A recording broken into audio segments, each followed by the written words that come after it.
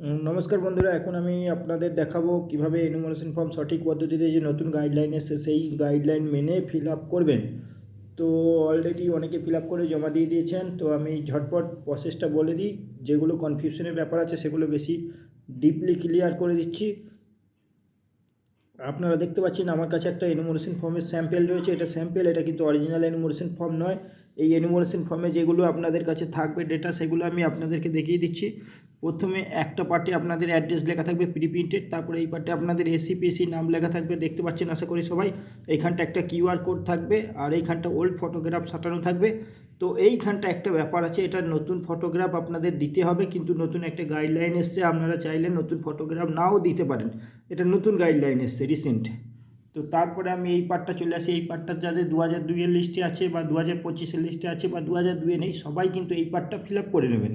তো এই পার্টটার জন্য 2025-এর লিস্ট ওয়াইজ আপনাদের যে ডেট অফ বার্থ আছে সেই ডেট অফ বার্থটা ফার্স্টে দিয়ে দেবেন। এবার এক্ষেত্রে একটা ডেট অফ বার্থের ক্ষেত্রে একটা ইম্পর্টেন্ট কথা, যাদের ক্ষেত্রে ডেট অফ বার্থটা XX 1984 বা XX 1972 বা XX 2005 এরকম দেওয়া আছে, তারা কিন্তু XX লিখবেন না। তারা অবশ্যই আধার কার্ডে যেই অরিজিনাল ডেট অফ বার্থ আছে বা আপনাদের বার্থ সার্টিফিকেটে যেটা আছে সেই ওয়াইজ মেনটেন করে লিখবেন, বা কারোর যদি প্যান কার্ডে থাকে প্যান কার্ড ওয়াইজ লিখে নেবেন।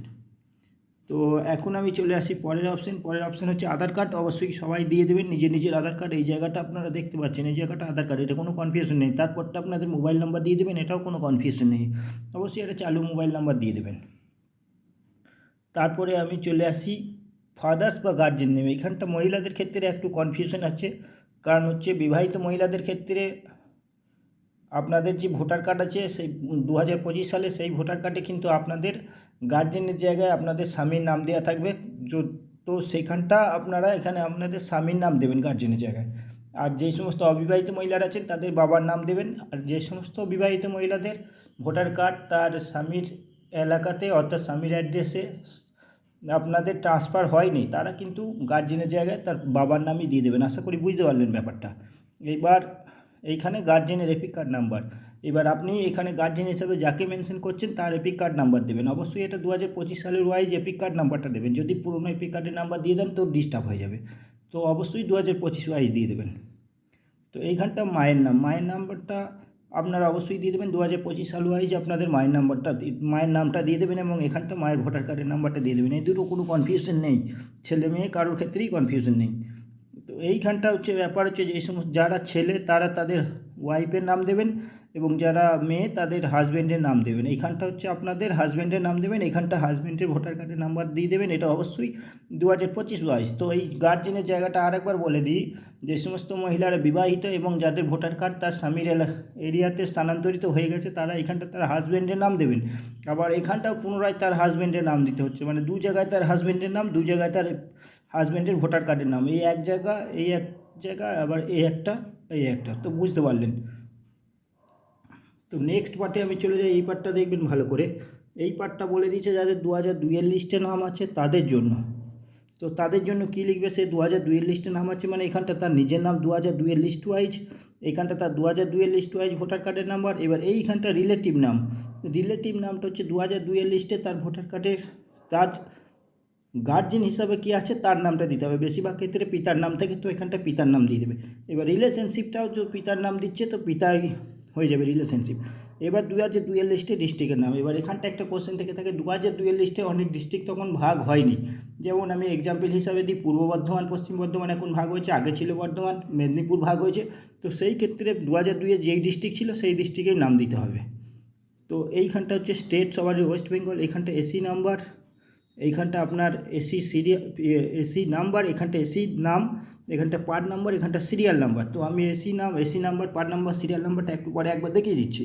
তো তার আগে আমি একবার চলে আসি এই পার্টটা যাদের 2002-এর লিস্টে নাম নেই কিন্তু 2025-এর লিস্টে নাম আছে তাদের জন্য।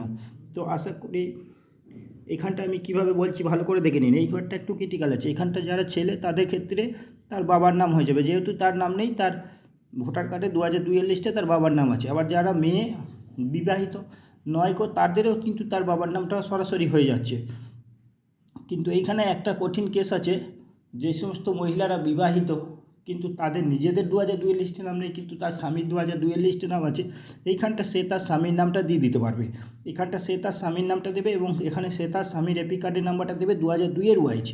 আর এখানটা যে সমস্ত অবিবাহিতরা রয়েছেন তাদের বাবার নামটা দেবেন এবং তাদের বাবার ভোটার কার্ডের নাম্বারটা দিয়ে দেবেন, এটাও কিন্তু 2002 ওয়াইজ। এবার রিলেটিভ নামের জায়গায় কী দেবেন, রিলেটিভ নামের জায়গায় এখানটা যার নাম দিলেন তার যে গার্জেন ছিল, অর্থাৎ আপনার দাদু, আপনি যদি আপনার বাবার নাম দেন তাহলে আপনার দাদুর নাম হয়ে যাবে।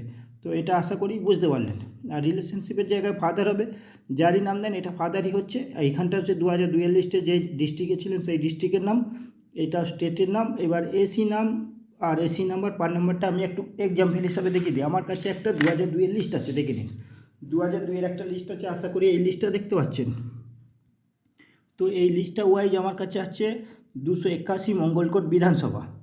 তো এটা কি 281 মঙ্গলকোট বিধানসভা, 281 মঙ্গলকোট বিধানসভায় থাকলে এখানে তাহলে আমার হচ্ছে বিধানসভা নাম্বার হচ্ছে 281, বিধানসভার নাম হচ্ছে মঙ্গলকোট, আর এখানে হচ্ছে পার্ট নাম্বার যেটা আছে পার্ট নাম্বার 170।